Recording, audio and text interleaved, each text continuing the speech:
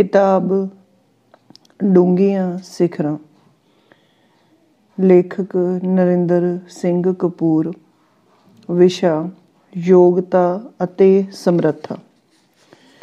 ਯੋਗਤਾ ਜੇ ਵਰਤੀ ਨਾ ਜਾਵੇ ਤਾਂ ਇਹ ਗੁਆਚ ਜਾਂਦੀ ਹੈ। ਅਣਵਰਤੀ ਯੋਗਤਾ ਪਛਤਾਵੇ ਦਾ ਕਾਰਨ ਬਣਦੀ ਹੈ। ਯੋਗਤਾ ਗਰੀਬ ਦੀ ਦੌਲਤ ਹੁੰਦੀ ਹੈ। ਇਸ ਨੂੰ ਵਰਤਣ ਨਾਲ ਗਰੀਬ ਖੁਸ਼ਹਾਲ ਹੋ ਜਾਂਦੇ ਹਨ। ਵਿਕਾਸ ਕਰਨ ਦੀ ਯੋਗਤਾ ਅਤੇ ਮਿਹਨਤ ਦੀ ਸਮਰੱਥਾ ਤੋਂ ਬਿਨਾਂ ਅਮੀਰ ਨਹੀਂ ਹੋਇਆ ਜਾ ਸਕਦਾ। ਗਿਆਨ ਵਾਂਗ ਧਨ ਨੂੰ ਸੰਭਾਲਣ ਦੀ ਵੀ ਯੋਗਤਾ ਹੁੰਦੀ ਹੈ। ਕਈਆਂ ਕੋਲ ਸੰਭਾਲਣ ਦੀ ਯੋਗਤਾ ਘੱਟ ਹੁੰਦੀ ਹੈ, ਪਰ ਵਿਰਸੇ ਵਿੱਚੋਂ ਜਾਂ ਮਾਪਿਆਂ ਕੋਲੋਂ ਧਨ ਮਿਲ ਵੱਧ ਜਾਂਦਾ ਹੈ।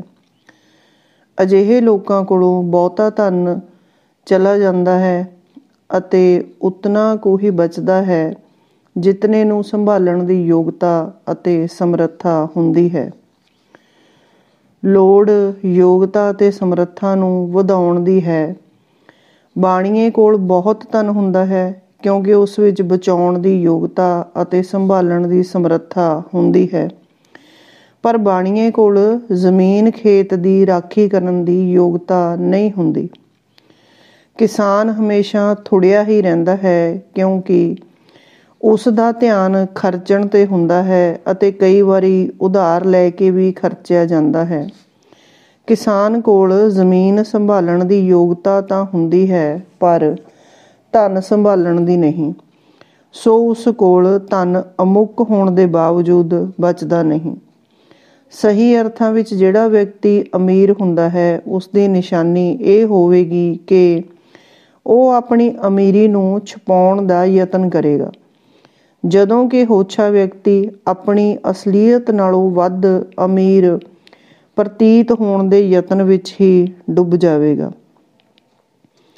ਕਿਸਮਤ ਨਾਲ ਜਾਂ ਸਿਫਾਰਿਸ਼ ਨਾਲ ਤੁਹਾਨੂੰ ਕੋਈ ਨੌਕਰੀ ਜਾਂ ਅਵਸਰ ਮਿਲ ਸਕਦਾ ਹੈ, ਪਰ ਇਹ ਨੌਕਰੀ ਤੁਹਾਡੇ ਕੋਲ ਰਹੇਗੀ ਤਾਂ ਹੀ ਜੇ ਰੱਖਣ ਦੀ ਸਮਰੱਥਾ ਅਤੇ ਮਿਲੇ ਅਵਸਰ ਦੇ ਹਾਣ ਦੇ ਹੋਣ ਦੀ ਯੋਗਤਾ ਹੋਵੇਗੀ। ਦੁਕਾਨ ਖੋਲ੍ਹਣੀ ਸੌਖੀ ਹੈ, ਕੰਮ ਧੰਦਾ ਆਰੰਭ ਕਰਨ ਦਾ ਚਾਅ ਹੁੰਦਾ ਹੈ। ਕਿਸੇ ਦੀ ਨਕਲ ਕਰਨੀ ਔਖੀ ਨਹੀਂ ਲੱਗਦੀ, ਪਰ ਦੁਕਾਨ ਖੁੱਲ੍ਹੀ ਰੱਖਣੀ ਔਖੀ ਹੈ। ਕੰਮ ਧੰਦੇ ਨੂੰ ਚਲਾਉਣਾ ਸੌਖਾ ਨਹੀਂ। ਯੋਗਤਾ ਨਾ ਹੋਵੇ ਤਾਂ ਨਕਲ ਕਰਨੀ ਬੜੀ ਮਹਿੰਗੀ ਪੈਂਦੀ ਹੈ। ਲੱਖਾਂ ਹੀ ਨਹੀਂ ਕਰੋੜਾਂ ਲੋਕ ਆਪਣੀ ਯੋਗਤਾ ਸਮਰੱਥਾ ਸਮਝੇ ਬਿਨਾਂ ਜ਼ਿੰਦਗੀ ਦਾ ਜੁਰਮਾਨਾ ਭਰ ਰਹੇ ਹਨ। ਇੱਛਾ ਤਾਂ ਹੁੰਦੀ ਹੈ ਪਰ ਯੋਗਤਾ ਨਹੀਂ ਹੁੰਦੀ। ਅਵਸਰ ਤਾਂ ਮਿਲਦਾ ਹੈ ਪਰ ਸਮਰੱਥਾ ਜਵਾਬ ਦੇ ਜਾਂਦੀ ਹੈ। ਸਕੂਲ, ਕਾਲਜ, ਵਪਾਰ, ਸਮਾਜ ਅਤੇ ਸੰਸਾਰ ਵਿੱਚ ਮਿਹਨਤ ਤੋਂ ਬਿਨਾਂ ਕੋਈ ਵੱਡੀ ਪ੍ਰਾਪਤੀ ਸੰਭਵ ਨਹੀਂ ਹੁੰਦੀ। ਖੇਤਰ ਕੋਈ ਵੀ ਹੋਵੇ, ਉਸ ਵਿੱਚ ਥੋੜ੍ਹੇ ਜਿਹੇ ਵਿਅਕਤੀ ਹੀ ਮਿਹਨਤ ਦੇ ਉਦੇਸ਼ ਨਾਲ ਦਾਖਲ ਹੁੰਦੇ ਹਨ। ਬਾਕੀ ਆਪਣਾ ਦਾਅਓ ਲਾਉਣ ਦਾ ਯਤਨ ਕਰਦੇ ਹਨ, ਪਰ ਥੋੜ੍ਹੇ ਜਿਹੇ ਅਰਸੇ ਵਿੱਚ ਹੀ ਉਹਨਾਂ ਦੇ ਜਿੱਤਣ ਹਾਰਨ ਦਾ ਨਿਰਣਾ ਹੋ ਜਾਂਦਾ ਹੈ ਅਤੇ ਬਹੁਤੇ ਕੇਵਲ ਸੁਪਨੇ ਵੇਖਣ ਵਾਲਿਆਂ ਦੀ ਭੀੜ ਵਿੱਚ ਗੁਆਚ ਜਾਂਦੇ ਹਨ। ਪੌੜੀ ਦੇ ਸਿਖਰਲੇ ਡੰਡੇ 'ਤੇ ਪਹੁੰਚਣ ਲਈ ਭੀੜ ਵਿੱਚੋਂ ਲੰਘਣਾ ਪਵੇਗਾ। ਭੀੜ ਲੰਘਣ ਨਹੀਂ ਦੇਵੇਗੀ, ਆਪਣੀ ਯੋਗਤਾ ਦੇ ਜ਼ੋਰ ਨਾਲ ਲੰਘਣਾ ਪਵੇਗਾ। ਜਦੋਂ ਤੁਹਾਡੀ ਯੋਗਤਾ ਨਿਰਵਿਵਾਦ ਢੰਗ ਨਾਲ ਸਥਾਪਿਤ ਹੋ ਜਾਵੇਗੀ ਤਾਂ ਭੀੜ ਤੁਹਾਡੇ ਲਈ ਆਪੇ ਰਾਹ ਛੱਡੇਗੀ। ਜੇਤੂਆਂ ਨੂੰ ਰੋਕਿਆ ਨਹੀਂ ਜਾਂਦਾ, ਉਹਨਾਂ ਉੱਤੇ ਫੁੱਲ ਵਰਸਾਏ ਜਾਂਦੇ ਹਨ। ਸਥਾਪਿਤ ਹੋ ਚੁੱਕੀ ਯੋਗਤਾ ਨੂੰ ਸਮਰੱਥਾ ਕਹਿੰਦੇ ਹਨ, ਜਦੋਂ ਕਿ ਅਮਲ ਵਿੱਚ ਲਿਆਂਦੀ ਸਮਰੱਥਾ ਯੋਗਤਾ ਅਖਵਾਉਂਦੀ ਹੈ। ਯੋਗਤਾ ਅਤੇ ਸਮਰੱਥਾ ਦੋਹਾਂ ਦਾ ਆਧਾਰ ਸਿਆਣਪ ਨਾਲ ਅਤੇ ਸਪਸ਼ਟ ਉਦੇਸ਼ ਅਧੀਨ ਕੀਤੀ ਮਿਹਨਤ ਹੁੰਦੀ ਹੈ। ਇਹਨਾਂ ਗੁਣਾਂ ਵਿੱਚੋਂ ਸਫਲਤਾ ਉਪਜਦੀ ਹੈ। ਸਫਲ ਵਿਅਕਤੀ ਜਦੋਂ ਕਿਸੇ ਕੰਮ ਨੂੰ ਵੇਖਦਾ ਹੈ ਤਾਂ ਸੋਚਦਾ ਹੈ, ਸਾਰੇ ਕਹਿੰਦੇ ਹਨ ਕਿ ਇਹ ਕੰਮ ਔਖਾ ਹੈ, ਇਸੇ ਕਰਕੇ ਮੈਂ ਇਹ ਕਰਾਂਗਾ। ਉਹ ਸੋਚੇਗਾ, ਮੈਂ ਇਹ ਕਰ ਸਕਦਾ ਹਾਂ, ਇਹ ਮੈਨੂੰ ਹੀ ਕਰਨਾ ਚਾਹੀਦਾ ਹੈ। ਜਿਨ੍ਹਾਂ ਨੇ ਅਸਫਲ ਹੀ ਹੋਣਾ ਹੁੰਦਾ ਹੈ, ਉਹ ਗੁੱਸੇ ਨਾਲ ਬਹਿਸ ਕਰਕੇ ਇਹ ਸਾਬਤ ਕਰਨਗੇ, ਇਹ ਕੰਮ ਮੇਰਾ ਨਹੀਂ ਹੈ, ਮੈਂ ਇਹ ਕਿਉਂ ਕਰਾਂ। ਗੁੱਸਾ ਕਦੇ ਵੀ ਤਰਕ ਨਹੀਂ ਬਣਦਾ। ਗੁੱਸਾ ਤਾਕਤ ਵਿੱਚੋਂ ਨਹੀਂ, ਕਮਜ਼ੋਰੀ ਵਿੱਚੋਂ ਉਪਜਦਾ ਹੈ। ਬਹਿਸ ਗੱਲਬਾਤ ਦੀ ਸਭ ਤੋਂ ਨੀਵੀਂ ਵੰਨਗੀ ਹੁੰਦੀ ਹੈ। ਬਹਿਸ ਨੂੰ ਜਿੱਤਣ ਅਤੇ ਹਾਰਨ ਦੋਹਾਂ ਵਿੱਚ ਨੁਕਸਾਨ ਹੁੰਦਾ ਹੈ। ਬਹਿਸ ਨੂੰ ਜਿੱਤਣ ਅਤੇ ਹਾਰਨ ਵਾਲੇ ਦੋਵੇਂ ਕੰਮ ਨਹੀਂ ਕਰਨਗੇ। ਧਿਆਨ ਨਾਲ ਵੇਖਣਾ, ਬਹਿਸ ਕਰਦਿਆਂ ਕੋਈ ਸੋਹਣਾ ਨਹੀਂ ਲੱਗਦਾ। ਸਿਆਣੇ ਸਹਿਮਤ ਹੁੰਦੇ ਹਨ, ਮੂਰਖ ਬਹਿਸ ਕਰਦੇ ਹਨ। ਸਿਆਣੇ ਕੰਮ ਕਰਦੇ ਹਨ, ਮੂਰਖ ਬਹਾਨੇ ਲਾਉਂਦੇ ਹਨ। ਸਿਆਣੇ ਅਤੇ ਯੋਗ ਵਿਅਕਤੀ ਦੀ ਇਹ ਪਛਾਣ ਹੁੰਦੀ ਹੈ ਕਿ ਉਹ ਅਸਪਸ਼ਟ ਅਤੇ ਅਧੂਰੇ ਤੱਥਾਂ ਦੇ ਆਧਾਰ 'ਤੇ ਵੀ ਠੀਕ ਅਨੁਮਾਨ ਲਾ ਸਕਦਾ ਹੈ। ਵਾਸਤਵ ਵਿੱਚ ਯੋਗਤਾ ਨਵੀਆਂ ਅਣਕਿਆਸੀਆਂ ਸਮੱਸਿਆਵਾਂ ਨੂੰ ਹੱਲ ਕਰਨ ਦੀ ਸਮਰੱਥਾ ਦਾ ਦੂਜਾ ਨਾਂ ਹੈ। ਇੱਕ ਵਾਰੀ ਪਹਾੜੀ ਢਲਾਨ ਉੱਤੇ ਇੱਕ ਵਿਅਕਤੀ ਨੇ ਪੰਚਰ ਹੋਏ ਟਾਇਰ ਦੇ 4 ਨਟ ਖੋਲ੍ਹ ਕੇ ਰੱਖੇ, ਪਰ ਉਹ ਢਲਾਨ ਕਾਰਨ ਰੁੜ ਗਏ। ਉਹ ਬੜਾ ਪਰੇਸ਼ਾਨ ਸੀ। ਉਸ ਨੂੰ ਵੇਖ ਕੇ ਇੱਕ ਲੰਘਦੇ ਯੋਗ ਵਿਅਕਤੀ ਨੇ ਕਿਹਾ, ਜਿਹੜੇ 3 ਪਹੀਏ ਠੀਕ ਹਨ, ਉਹਨਾਂ ਦਾ ਇੱਕ ਇੱਕ ਨਟ ਖੋਲ੍ਹ ਕੇ ਕੰਮ ਚਲਾ ਲਓ, ਪਰੇਸ਼ਾਨ ਨਾ ਹੋਵੋ। ਜੇ ਸਮਰੱਥਾ ਨੇਮਬੱਧ ਹੋ ਜਾਵੇ ਤਾਂ ਇਹ ਯੋਗਤਾ ਬਣ ਕੇ ਵਿਅਕਤੀ ਦੇ ਮਾਹਰ ਹੋਣ ਦੀ ਵਿਸ਼ੇਸ਼ ਪਛਾਣ ਬਣ ਜਾਂਦੀ ਹੈ। ਜਿਹੜਾ ਵਿਅਕਤੀ ਆਪਣੀ ਨਿਪੁੰਨ ਕਾਰਗੁਜ਼ਾਰੀ ਨੂੰ ਦੁਹਰਾ ਨਹੀਂ ਸਕਦਾ, ਉਹ ਯੋਗ ਨਹੀਂ ਹੈ। ਕਿਸੇ ਮੁਲਾਕਾਤ ਵੇਲੇ ਉਮੀਦਵਾਰ ਦੇ ਸਰਟੀਫਿਕੇਟ ਇਸ ਉਦੇਸ਼ ਨਾਲ ਵੇਖੇ ਜਾਂਦੇ ਹਨ ਕਿ ਉਹਨਾਂ ਵਿੱਚ ਨਿਰੰਤਰ ਮਿਹਨਤ ਕਰਨ ਦੀ ਯੋਗਤਾ ਹੈ ਕਿ ਨਹੀਂ। ਯੋਗ ਵਿਅਕਤੀਆਂ ਦੀ ਕਾਰਗੁਜ਼ਾਰੀ ਵਿੱਚ ਇਕਸੁਰਤਾ ਅਤੇ ਨਿਰੰਤਰਤਾ ਹੁੰਦੀ ਹੈ। ਬਾਕੀਆਂ ਦੀ ਕਾਰਗੁਜ਼ਾਰੀ ਵਿੱਚ ਜਾਂ ਟੋਏ ਹੁੰਦੇ ਹਨ ਜਾਂ ਟਿੱਬੇ। ਯੋਗ ਵਿਅਕਤੀ ਗੰਭੀਰ ਅਤੇ ਸ਼ਾਂਤ ਹੁੰਦੇ ਹਨ। ਉਹ ਸਮੱਸਿਆਵਾਂ ਨੂੰ ਹੱਲ ਕਰਨ ਦੀ ਦ੍ਰਿਸ਼ਟੀ ਨਾਲ ਵੇਖਦੇ ਹਨ। ਤਾਕਤਵਰ ਵਿਅਕਤੀ ਸ਼ਾਂਤ ਹੁੰਦੇ ਹਨ, ਕਿਉਂਕਿ ਸ਼ਾਂਤ ਹੋਣਾ ਆਪਣੇ ਆਪ ਵਿੱਚ ਇੱਕ ਤਾਕਤ ਹੈ। ਅਜੇ ਤੱਕ ਕੋਈ ਵੀ ਵਿਅਕਤੀ ਸਬੱਬ ਨਾਲ ਜਾਂ ਅਚਾਨਕ ਹੀ ਸਮਰੱਥਾਵਾਨ ਅਤੇ ਯੋਗ ਨਹੀਂ ਬਣਿਆ। ਹੰਢਣਸਾਰ ਯੋਗਤਾ ਅਤੇ ਚਰਿੱਤਰ ਨੀਵੀਆਂ ਆਦਤਾਂ ਨਾਲ ਨਹੀਂ ਉਸਰਦੇ। ਆਲੇ ਦੁਆਲੇ ਵਿੱਚ ਕਿਸੇ ਖੁਸ਼ਹਾਲ ਅਮੀਰ ਪਰਿਵਾਰ ਨੂੰ ਵੇਖਣ 'ਤੇ ਪਤਾ ਲੱਗੇਗਾ ਕਿ ਇੱਕ ਪੀੜ੍ਹੀ ਸੰਘਣੀ ਮਿਹਨਤ, ਯੋਗਤਾ ਅਤੇ ਕੁਰਬਾਨੀ ਨਾਲ ਖੁਸ਼ਹਾਲੀ ਉਸਾਰਦੀ ਹੈ। ਨਾਲ ਚੱਲ ਰਹੀ ਦੂਜੀ ਪੀੜ੍ਹੀ ਉਸ ਦਾ ਫਲ ਖਾਂਦੀ ਹੈ, ਜਦੋਂ ਕਿ ਅਕਸਰ ਅਗਲੇਰੀ ਪੀੜ੍ਹੀ ਉਸ ਖੁਸ਼ਹਾਲੀ ਨੂੰ ਇਸ ਲਈ ਉਜਾੜਦੀ ਹੈ ਕਿਉਂਕਿ ਉਸ ਵਿੱਚ ਮਿਹਨਤ ਦੀ ਯੋਗਤਾ ਅਤੇ ਖੁਸ਼ਹਾਲੀ ਸੰਭਾਲਣ ਦੀ ਸਮਰੱਥਾ ਨਹੀਂ ਹੁੰਦੀ। ਤੀਜੀ ਪੀੜ੍ਹੀ ਆਪਣੇ ਚਰਿੱਤਰ ਦੇ ਹਨੇਰੇ ਪੱਖ ਹੀ ਰੋਸ਼ਨ ਕਰਦੀ ਹੈ। ਮੁਸੀਬਤ ਅਤੇ ਸੰਕਟ ਵਿੱਚ ਚਰਿੱਤਰ ਬਣਦਾ ਨਹੀਂ, ਪ੍ਰਗਟ ਹੁੰਦਾ ਹੈ। ਕਿਸੇ ਦਾ ਕਿਸੇ ਪੱਖੋਂ ਹਰੇਕ ਵਿਅਕਤੀ ਯੋਗ ਹੁੰਦਾ ਹੈ, ਪਰ ਉਸ ਵਾਸਤੇ ਆਪਣੀ ਯੋਗਤਾ ਦੀ ਆਪ ਪਛਾਣ ਕਰਨੀ ਸੌਖੀ ਨਹੀਂ ਹੁੰਦੀ। ਇਸ ਪਛਾਣ ਲਈ ਅਸੀਂ ਸਕੂਲਾਂ, ਕਾਲਜਾਂ ਵਿੱਚ ਦਾਖਲ ਹੁੰਦੇ ਹਾਂ।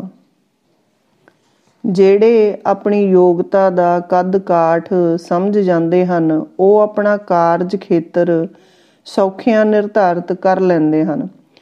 ਜਿਹੜੇ ਨਹੀਂ ਸਮਝਦੇ, ਉਹ ਆਪਣੀ ਸ਼ਕਤੀ ਅਜਾਈਂ ਗਵਾਉਂਦੇ ਰਹਿੰਦੇ ਹਨ। ਜਦੋਂ ਉਦੇਸ਼ ਮਿਲ ਜਾਵੇ ਤਾਂ ਰਾਹ ਖੁੱਲ੍ਹ ਜਾਂਦੇ ਹਨ। ਜਦੋਂ ਰਾਹ ਖੁੱਲ੍ਹ ਜਾਵੇ ਤਾਂ ਛੁਪੀ ਸਮਰੱਥਾ ਜਾਗ ਪੈਂਦੀ ਹੈ ਅਤੇ ਰੁਕਾਵਟਾਂ ਲੋਪ ਹੋ ਜਾਂਦੀਆਂ ਹਨ। ਇੱਕ ਡਾਕਟਰ ਨੇ ਦੱਸਿਆ ਕਿ ਉਹ ਡਾਕਟਰ ਕਿਵੇਂ ਬਣਿਆ। ਇੱਕ ਵਾਰੀ ਮੇਰਾ ਵੱਡਾ ਭਰਾ ਬੜਾ ਸਖਤ ਬਿਮਾਰ ਪੈ ਗਿਆ। ਅਸੀਂ ਉਸ ਦੇ ਬਚਣ ਦੀ ਉਮੀਦ ਲਾ ਬੈਠੇ ਸਾਂ। ਇਹ ਉਹ ਦਿਨ ਸਨ ਜਦੋਂ ਖੇਤਾਂ ਵਿੱਚ ਬੜਾ ਕੰਮ ਹੁੰਦਾ ਹੈ। ਸਾਰਾ ਪਰਿਵਾਰ ਖੇਤਾਂ ਵਿੱਚ ਸੀ। ਪੁੱਜਤ ਨਾ ਹੋਣ ਦੇ ਕਾਰਨ ਮੇਰਾ ਪਿਤਾ ਸ਼ਹਿਰ ਵੱਲ ਭੱਜਿਆ ਅਤੇ ਡਾਕਟਰ ਨੂੰ ਪਿੰਡ ਲਿਆਇਆ। ਡਾਕਟਰ ਨੇ ਮੇਰੇ ਭਰਾ ਦੀਆਂ ਅੱਖਾਂ ਵੇਖੀਆਂ, ਨਬਜ਼ ਵੇਖੀ ਅਤੇ ਉਹ ਸਭ ਕੁਝ ਕੀਤਾ ਜੋ ਇੱਕ ਯੋਗ ਡਾਕਟਰ ਨੂੰ ਕਰਨਾ ਚਾਹੀਦਾ ਸੀ।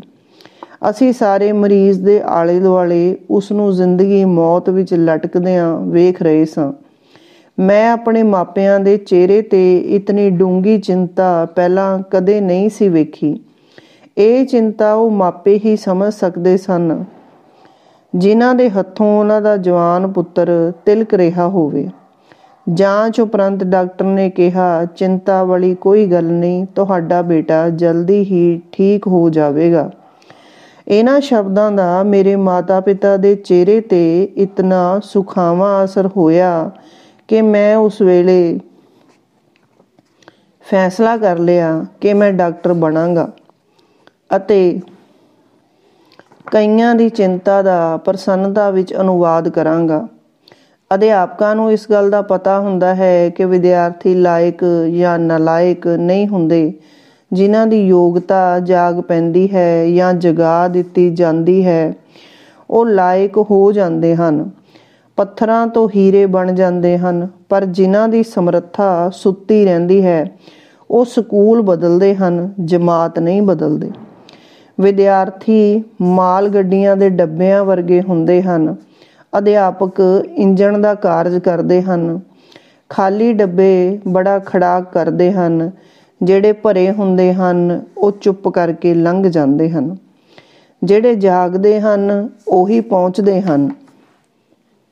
ਜਿਹੜੇ ਰਾਤਾਂ ਜਾਗ ਕੇ ਮਿਹਨਤਾਂ ਕਰਦੇ ਹਨ, ਇੱਕ ਦਿਨ ਅਚਾਨਕ ਸਵੇਰੇ ਸਾਰੇ ਲੋਕ ਉਹਨਾਂ ਦੇ ਘਰ ਵਧਾਈ ਦੇਣ ਆ ਰਹੇ ਹੁੰਦੇ ਹਨ।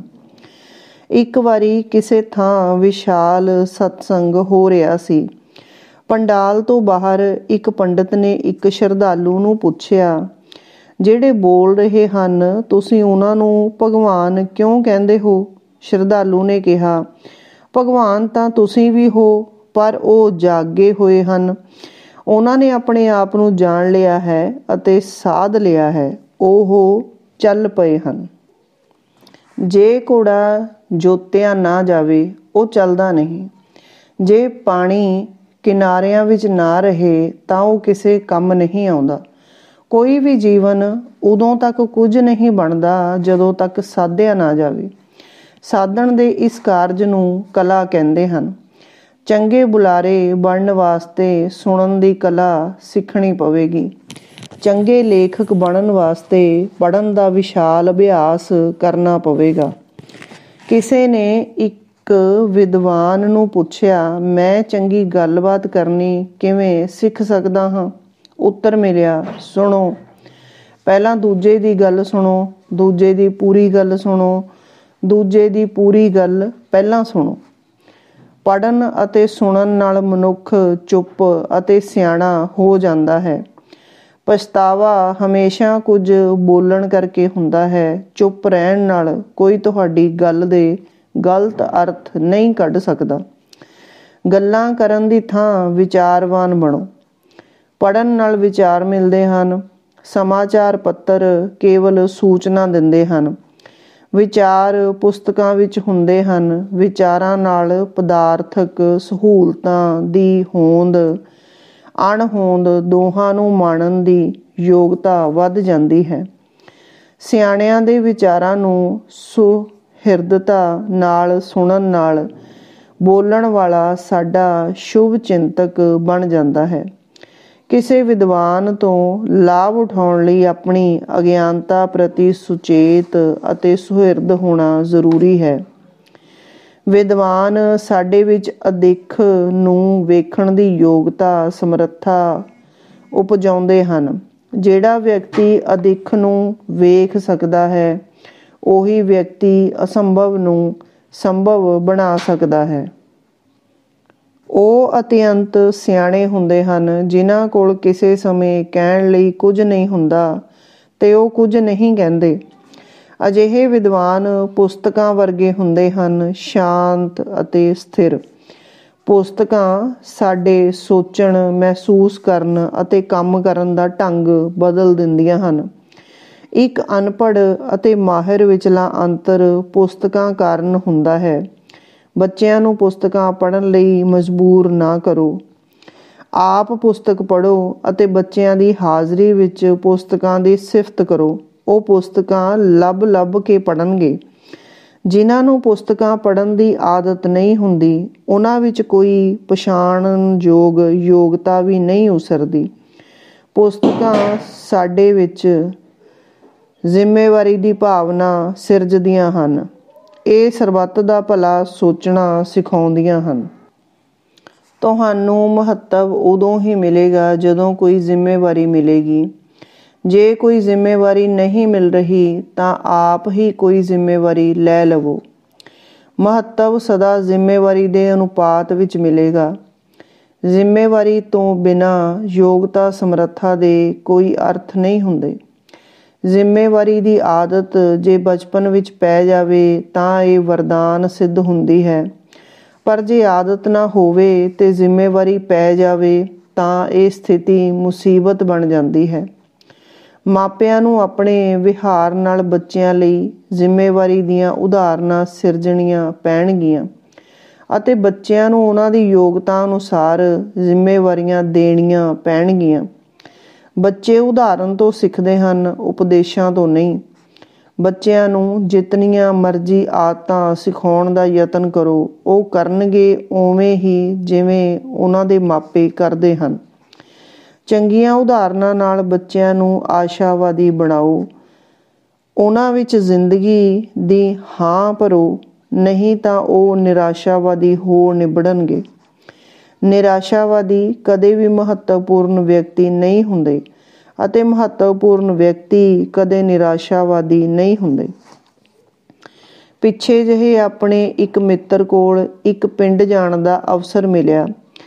ਦਰੱਖਤਾਂ ਦੇ ਇੱਕ ਝੁੰਡ ਦੀ ਛਾਂ ਵਿੱਚ ਬੈਠੇ ਪੁਰਾਣੀਆਂ ਯਾਦਾਂ ਨੂੰ ਸਜਰਾ ਕਰ ਰਹੇ ਸਾਂ। ਇੱਕ ਕੋਇਲ ਸਮੁੱਚੇ ਵਾਤਾਵਰਨ ਨੂੰ ਆਪਣੀ ਮਿੱਠੀ ਆਵਾਜ਼ ਨਾਲ ਰੰਗ ਰਹੀ ਸੀ। ਨੇੜੇ ਹੀ ਮੇਰੇ ਮਿੱਤਰ ਦਾ ਵੱਡਾ ਭਰਾ ਦਿਨ ਵੇਲੇ ਸੌਣ ਦਾ ਯਤਨ ਕਰ ਰਿਹਾ ਸੀ। ਉਸ ਦਾ ਵਿਆਹ ਨਹੀਂ ਸੀ ਹੋਇਆ। ਕੁਝ ਚਿਰ ਮਗਰੋਂ ਕੋਇਲ ਤੜਫਦੀ ਹੋਈ ਸਾਡੇ ਮੰਜੇ ਦੇ ਨੇੜੇ ਆ ਡਿੱਗੀ। ਮੇਰੇ ਮਿੱਤਰ ਨੇ ਆਪਣੇ ਭਰਾ ਨੂੰ ਕਿਹਾ, "ਕਾਹਨੂੰ ਮਾਰਨੀ ਸੀ?" ਭਰਾ ਨੇ ਕਿਹਾ, "ਕੰਨ ਖਾਈ ਜਾਂਦੀ ਸੀ।" ਜ਼ਿੰਦਗੀ ਦੀ ਇੱਕ ਹੋਰ ਝਾਕੀ ਵਿੱਚ ਇੱਕ ਹਾਦਸੇ ਵਿੱਚ ਕਈ ਵਿਅਕਤੀ ਫੱਟੜ ਹੋ ਗਏ ਸਨ। ਜਿਸ ਨੂੰ ਸਭ ਤੋਂ ਵੱਧ ਸੱਟਾਂ ਲੱਗੀਆਂ ਸਨ, ਉਹ ਬਾਕੀਆਂ ਨੂੰ ਕਹਿ ਰਿਹਾ ਸੀ, "ਘਬਰਾਓ ਨਾ, ਆਪਾਂ ਸਭ ਠੀਕ ਹੋ ਜਾਵਾਂਗੇ।" ਆਸ਼ਾਵਾਦੀ ਉਸ ਰੌਸ਼ਨੀ ਨੂੰ ਵੀ ਵੇਖ ਲੈਂਦਾ ਹੈ ਜਿਹੜੀ ਉੱਥੇ ਹੁੰਦੀ ਹੀ ਨਹੀਂ ਅਤੇ ਨਿਰਾਸ਼ਾਵਾਦੀ ਜਗ ਦੇ ਦੀਵੇ ਨੂੰ ਫੂਕ ਮਾਰ ਕੇ ਬੁਝਾ ਦਿੰਦਾ ਹੈ। ਆਸ਼ਾਵਾਦੀ ਨੂੰ ਅਵਸਰ ਹੀ ਅਵਸਰ ਦਿਸਦੇ ਹਨ। ਕਿਸੇ ਨੇ ਕਿਹਾ, "ਮੈਨੂੰ ਕੋਈ ਵਿਸ਼ੇਸ਼ ਅਵਸਰ ਨਹੀਂ ਮਿਲਿਆ।" ਸੁਣਨ ਵਾਲੇ ਨੇ ਕਿਹਾ, "ਵਿਸ਼ੇਸ਼ ਅਵਸਰ ਕਿੱਥੇ ਹਨ?" ਕੋਈ ਅਵਸਰ ਵਿਸ਼ੇਸ਼ ਨਹੀਂ ਹੁੰਦਾ। ਅਵਸਰ ਮਨੁੱਖ ਦੀ ਯੋਗਤਾ ਅਤੇ ਸਮਰੱਥਾ ਵਿੱਚ ਹੁੰਦੇ ਹਨ। ਜਿਨ੍ਹਾਂ ਵਿੱਚ ਕੁਝ ਕਰਨ ਦਾ ਚਾਅ ਹੁੰਦਾ ਹੈ, ਉਹ ਜਿਹੜਾ ਵੀ ਅਵਸਰ ਮਿਲੇ ਉਸ ਨੂੰ ਘੁੱਟ ਕੇ ਜੱਫੀ ਪਾ ਲੈਂਦੇ ਹਨ। ਜਿਹੜੇ ਸੂਰਜ ਨਿਕਲੇ ਤੇ ਵੀ ਸੁੱਤੇ ਰਹਿੰਦੇ ਹਨ, ਉਹ ਆਪ ਤੰਗ ਹੁੰਦੇ ਹਨ ਅਤੇ ਦੂਜਿਆਂ ਨੂੰ ਤੰਗ ਕਰਦੇ ਰਹਿੰਦੇ ਹਨ। ਅਵਸਰ ਜਦੋਂ ਹੱਥੋਂ ਨਿਕਲ ਜਾਂਦਾ ਹੈ ਤਾਂ ਉਹ ਆਪਣੇ ਅਸਲੀ ਆਕਾਰ ਤੋਂ ਵੀ ਵੱਡਾ ਲੱਗਣ ਲੱਗ ਪੈਂਦਾ ਹੈ। ਅਵਸਰ ਮਾਣਨ ਵਾਸਤੇ ਸਵੇਰੇ ਉੱਠਣਾ ਪਵੇਗਾ। ਸਵੇਰੇ ਉੱਠਣਾ ਯੋਗ ਵਿਅਕਤੀਆਂ ਦਾ ਇੱਕ ਮੁੱਢਲਾ ਲੱਛਣ ਹੁੰਦਾ ਹੈ। ਸਵੇਰੇ ਉੱਠਣ ਕਰਕੇ ਉਹਨਾਂ ਕੋਲ ਖੁੱਲ੍ਹਾ ਸਮਾਂ ਹੁੰਦਾ ਹੈ ਅਤੇ ਉਹਨਾਂ ਦੀ ਪਹੁੰਚ ਹਾਂ ਪੱਖੀ ਹੁੰਦੀ ਹੈ। ਅਜਿਹੇ ਵਿਅਕਤੀਆਂ ਵਿੱਚ ਸਾਹਸ ਹੁੰਦਾ ਹੈ, ਜੋਸ਼ ਹੁੰਦਾ ਹੈ। ਇੱਕ ਵਿਅਕਤੀ ਕਿਸੇ ਦਫ਼ਤਰ ਗਿਆ। ਚਾਹ ਪੀਤੀ ਜਾ ਰਹੀ ਸੀ। ਉਸ ਵਿਅਕਤੀ ਨੇ ਇੱਕ ਕਰਮਚਾਰੀ ਨੂੰ ਆਪਣਾ ਕੰਮ ਦੱਸਿਆ। ਕੰਮ ਕਰਨ ਉਪਰੰਤ ਉਸ ਕਰਮਚਾਰੀ ਨੇ ਪੁੱਛਿਆ, "ਤੁਸੀਂ ਪਹਿਲੀ ਵਾਰੀ ਆਏ ਹੋ, ਤੁਸੀਂ ਆਪਣਾ ਕੰਮ ਮੈਨੂੰ ਹੀ ਕਿਉਂ ਦੱਸਿਆ?" ਉੱਤਰ ਮਿਲਿਆ, "ਕਈ ਚਿਹਰੇ ਹੁੰਦੇ ਹਨ ਜਿਨ੍ਹਾਂ ਉੱਤੇ ਨਾਂ ਲਿਖੀ ਹੁੰਦੀ ਹੈ। ਤੁਹਾਡੇ ਚਿਹਰੇ ਤੇ ਮੈਨੂੰ ਹਾਂ ਵਿਖਾਈ ਦਿੱਤੀ ਸੀ। ਅਸੀਂ ਉਸ ਦੁਕਾਨਦਾਰ ਕੋਲ ਹੀ ਜਾਂਦੇ ਹਾਂ ਜਿਸ ਦੇ ਚਿਹਰੇ ਤੇ ਹਾਂ ਲਿਖੀ ਹੁੰਦੀ ਹੈ। ਦੁਕਾਨਦਾਰਾਂ ਨੂੰ ਆਪਣੀ ਯੋਗਤਾ 'ਤੇ ਵਿਸ਼ਵਾਸ ਹੁੰਦਾ ਹੈ। ਰੇਹੜੀਆਂ ਵਾਲੇ ਕੀਮਤ ਪਹਿਲਾਂ ਦੱਸਦੇ ਹਨ, ਦੁਕਾਨਦਾਰ ਕੀਮਤ ਮਗਰੋਂ ਦੱਸਦੇ ਹਨ, ਕਿਉਂਕਿ ਉਹਨਾਂ ਨੂੰ ਭਰੋਸਾ ਹੁੰਦਾ ਹੈ ਕਿ ਉਹਨਾਂ ਕੋਲ ਗਾਹਕ ਦੀ ਤਸੱਲੀ ਕਰਵਾਉਣ ਦੀ ਯੋਗਤਾ ਅਤੇ ਸਮਰੱਥਾ ਹੈ। ਅੱਜ ਅਸੀਂ ਪਿਛਲੀਆਂ ਸਾਰੀਆਂ ਸਦੀਆਂ ਦੌਰਾਨ ਲਗਭਗ 2000 ਯੋਗ, ਸਮਰੱਥ, ਸੁਘੜ, ਸਿਆਣੇ, ਸਨੇਹੀ, ਸਹਿਯੋਗੀ ਅਤੇ ਅਨੁਭਵ ਵਿਅਕਤੀਆਂ ਦੇ ਯੋਗਦਾਨ ਸਦਕਾ ਹੀ ਜੀਵਨ ਦੇ ਸੁੱਖ ਮਾਣ ਰਹੇ ਹਾਂ। ਜੇ ਇਹ ਯੋਗ ਅਤੇ ਸਮਰੱਥਾਵਾਨ ਵਿਅਕਤੀ ਨਾ ਹੁੰਦੇ ਤਾਂ ਅਸੀਂ ਹੁਣ ਵੀ ਗੁਫਾਵਾਂ ਵਿੱਚ ਰਹਿੰਦਿਆਂ ਜੰਗਲਾਂ ਵਿੱਚ ਸ਼ਿਕਾਰ ਹੁੰਦੇ ਅਤੇ ਸ਼ਿਕਾਰ ਕਰਦੇ ਹੋਣਾ ਸੀ।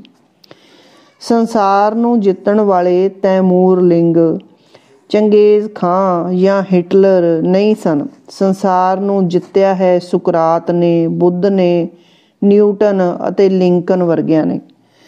ਯੋਗਤਾ ਅਤੇ ਸਮਰੱਥਾ ਸਾਹਮਣੇ ਹੱਦਾਂ ਸਰਹੱਦਾਂ ਦੇ ਕੋਈ ਅਰਥ ਨਹੀਂ ਹੁੰਦੇ। ਇਹ ਜਾਤ ਪਾਤ ਨੂੰ ਉਲੰਘ ਕੇ ਸਮੁੱਚੀ ਮਾਨਵ ਜਾਤੀ ਦਾ ਸਰਮਾਇਆ ਬਣ ਜਾਂਦੀਆਂ ਹਨ। ਬਹੁਤੇ ਵਿਅਕਤੀ ਸਿੱਖਿਆ ਦੀ ਘਾਟ ਕਰਕੇ ਨਹੀਂ, ਦ੍ਰਿੜ ਇਰਾਦੇ ਦੀ ਅਣਹੋਂਦ ਕਰਕੇ ਯੋਗਤਾ ਦੇ ਬਾਵਜੂਦ ਕਿਸੇ ਮੰਜ਼ਿਲ ਨੂੰ ਨਹੀਂ ਅੱਪੜਦੇ। ਦ੍ਰਿੜ ਇਰਾਦਾ ਯੋਗਤਾ ਦਾ ਇੱਕ ਲੱਛਣ ਹੈ। ਜੀਵਨ ਵਿੱਚ ਦ੍ਰਿੜ ਇਰਾਦੇ ਤੋਂ ਬਿਨਾਂ ਸਫਲਤਾ ਦੀ ਆਸ ਨਹੀਂ ਕਰਨੀ ਚਾਹੀਦੀ। ਯੋਗਤਾ ਅਤੇ ਸਮਰੱਥਾ ਉਪਜਾਉਣ ਲਈ ਵਿਅਕਤੀ ਨੂੰ ਕਈ ਪੜਾਵਾਂ ਵਿੱਚੋਂ ਗੁਜ਼ਰਨਾ ਪੈਂਦਾ ਹੈ। ਉਦਾਹਰਨ ਵਜੋਂ ਅਸੀਂ ਵੇਖਦੇ ਹਾਂ, ਸੁਣਦੇ ਹਾਂ, ਸਮਝਦੇ ਹਾਂ, ਸਿੱਖਦੇ ਹਾਂ ਅਤੇ ਇਹਨਾਂ ਦੇ ਆਧਾਰ 'ਤੇ ਕਾਰਜ ਕਰਦੇ ਹਾਂ। ਸਾਡੀ ਯੋਗਤਾ ਦੇ ਸਾਰੇ ਪੱਖ ਸਾਡੇ ਕਾਰਜਾਂ ਵਿੱਚ ਪ੍ਰਗਟ ਹੁੰਦੇ ਹਨ। ਕਾਰਜਾਂ ਰਾਹੀਂ ਅਸੀਂ ਜ਼ਿੰਦਗੀ ਦੇ ਨੇਮ ਸਮਝਦੇ ਹਾਂ ਅਤੇ ਤਜਰਬੇ ਰਾਹੀਂ ਅਸੀਂ ਉਹ ਕੰਮ ਕਰਦੇ ਹਾਂ ਜਿਨ੍ਹਾਂ 'ਤੇ ਇਹ ਨੇਮ ਲਾਗੂ ਹੁੰਦੇ ਹਨ। ਇਸ ਅਮਲ ਵਿੱਚੋਂ ਸਫਲਤਾਵਾਂ ਅਤੇ ਜਿੱਤਾਂ ਉਪਜਦੀਆਂ ਹਨ। ਜਿੱਤਾਂ ਅਤੇ ਸਫਲਤਾਵਾਂ ਯੋਗਤਾ ਅਤੇ ਸਮਰੱਥਾ ਨੂੰ ਵਧਾਉਂਦੀਆਂ ਹਨ। ਜਿੱਤਾਂ ਸਾਡੀਆਂ ਮੁਸ਼ਕਲਾਂ ਅਤੇ ਕੁਰਬਾਨੀਆਂ ਦੇ ਅਨੁਪਾਤ ਵਿੱਚ ਹੀ ਮਹੱਤਵ ਗ੍ਰਹਿਣ ਕਰਦੀਆਂ ਹਨ। ਮੁਸ਼ਕਲਾਂ ਅਤੇ ਕੁਰਬਾਨੀਆਂ ਨਾਇਕ ਸਿਰਜਦੀਆਂ ਹਨ। ਅਸੀਂ ਉਹਨਾਂ ਨੂੰ ਹੀ ਆਪਣੇ ਨਾਇਕ ਸਮਝਦੇ ਹਾਂ ਜਿਹੜੇ ਸਾਨੂੰ ਮੁਸ਼ਕਲਾਂ ਅਤੇ ਮੁਸੀਬਤਾਂ ਸਾਹਮਣੇ ਡਟਣਾ ਸਿਖਾਉਂਦੇ ਹਨ। ਨਾਇਕ ਹੀ ਯੋਗਤਾ ਅਤੇ ਮਨੁੱਖੀ ਵਿਹਾਰ ਦੇ ਨਵੇਂ ਸੰਕਲਪ ਅਤੇ ਵਿਚਾਰ ਸਿਰਜਦੇ ਹਨ। ਜੇ ਵਿਚਾਰ ਜਾਂ ਸੰਕਲਪ ਪਿੱਛੇ ਯੋਗਤਾ ਅਤੇ ਤਾਕਤ ਨਾ ਹੋਵੇ ਤਾਂ ਅਜਿਹੇ ਵਿਚਾਰ ਜਾਂ ਸੰਕਲਪ ਦੀ ਦੁਰਵਰਤੋਂ ਹੀ ਹੁੰਦੀ ਹੈ। ਅਯੋਗ ਵਿਅਕਤੀਆਂ ਦਾ ਕੋਈ ਨਾਇਕ ਨਹੀਂ ਹੁੰਦਾ। ਅਯੋਗ ਵਿਅਕਤੀ ਸੁਸਤੀ ਨੂੰ ਆਰਾਮ ਦਿੰਦੇ ਹਨ।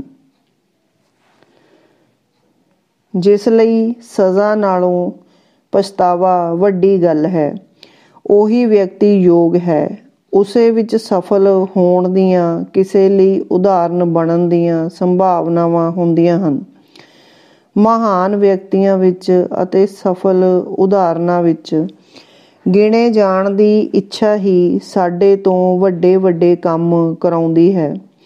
ਦਰਵੇਸ਼ ਅਤੇ ਵਿਗਿਆਨੀ ਸਮੁੱਚੀ ਮਾਨਵ ਜਾਤੀ ਦੇ ਸੰਦਰਭ ਵਿੱਚ ਸੋਚਦੇ ਹਨ, ਇਸੇ ਲਈ ਉਹ ਮਹਾਨ ਹਨ। ਪਰ ਇਹ ਇੱਛਾ ਕਿ ਕੇਵਲ ਮੈਂ ਹੀ ਮਹਾਨ ਹੋਵਾਂ ਗਰਕ ਜਾਣ ਦੀ ਸੂਚਕ ਹੈ। ਕੇਵਲ ਗੱਲਾਂ ਕਰਨ ਵਾਲੇ ਅਤੇ ਦੂਜਿਆਂ ਵਿੱਚ ਦੋਸ਼ ਕੱਢਣ ਵਾਲੇ ਕਦੇ ਵੀ ਕਿਸੇ ਲਈ ਉਦਾਹਰਨ ਨਹੀਂ ਬਣਦੇ। ਜਿਹੜੇ ਮੋਮਬੱਤੀਆਂ ਵੇਚਦੇ ਹਨ, ਜੇ ਉਹਨਾਂ ਨੂੰ ਸੂਰਜ ਦੀ ਰੌਸ਼ਨੀ ਚੰਗੀ ਨਹੀਂ ਲੱਗਦੀ ਤਾਂ ਉਹਨਾਂ ਦੀ ਜ਼ਿੰਦਗੀ ਵਿੱਚ ਮੋਮਬੱਤੀ ਜਿਤਨਾ ਹੀ ਚਾਨਣਾ ਹੋਵੇਗਾ। ਜੇ ਝੋਲੀ ਛੋਟੀ ਹੈ ਤਾਂ ਦਾਤਾਂ ਵੱਡੀਆਂ ਨਹੀਂ ਹੋ ਸਕਦੀਆਂ। ਗੜਵੀ ਵਿੱਚ ਬਾਲਟੀ ਨਹੀਂ ਪਲਟਾਈ ਜਾ ਸਕਦੀ। ਯੂਨਾਨ ਦੇ ਮਹਾਨ ਕਵੀ ਹੋਮਰ ਨੇ ਆਪਣੇ ਮਹਾਂਕਾਵ ਵਿੱਚ ਅਜਿਹੇ ਸੂਰਬੀਰਾਂ ਅਤੇ ਬਹਾਦਰਾਂ ਨੂੰ ਨਾਇਕ ਬਣਾਇਆ ਕਿ ਨਾਇਕ ਵਰਗਾ ਬਣਨਾ ਹਰੇਕ ਯੂਨਾਨੀ ਜਵਾਨ ਦਾ ਆਦਰਸ਼ ਬਣ ਗਿਆ।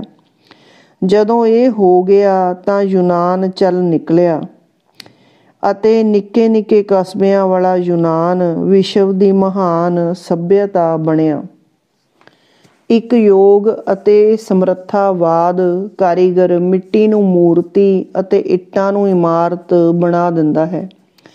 ਪੁਰਾਤਨ ਕਾਲ ਵਿੱਚ ਅਗਸਟਸ ਨੇ ਜਦੋਂ ਰੋਮ ਦਾ ਰਾਜ ਭਾਗ ਸੰਭਾਲਿਆ ਤਾਂ ਰੋਮ ਇੱਟਾਂ ਦਾ ਬਣਿਆ ਹੋਇਆ ਸੀ। ਵੇਖਦਿਆਂ ਵੇਖਦਿਆਂ ਅਗਸਟਸ ਨੇ ਯਤਨਾਂ ਸਦਕਾ ਸਭ ਪਾਸੇ ਸੰਗਮਰਮਰ ਹੀ ਸੰਗਮਰਮਰ ਹੋ ਗਿਆ। ਸਾਡੇ ਆਪਣੇ ਜ਼ਮਾਨੇ ਵਿੱਚ ਬਰਤਾਨੀਆ ਦੀ ਸ਼ਾਹੀ ਹਕੂਮਤ ਨੂੰ ਇੱਕ ਗਰੀਬੜੇ ਦੇਸ਼ ਦੇ ਗਾਂਧੀ ਨੇ ਮੁਲਕ ਵਿੱਚੋਂ ਚਲੇ ਜਾਣ ਲਈ ਮਜਬੂਰ ਕੀਤਾ ਸੀ। 20ਵੀਂ ਸਦੀ ਵਿੱਚ ਤੁਰਕੀ ਵਿੱਚ ਅਜਿਹਾ ਹੀ ਕਮਾਲ ਅਤਾਤੁਰਕ ਨੇ ਕਰ ਵਿਖਾਇਆ।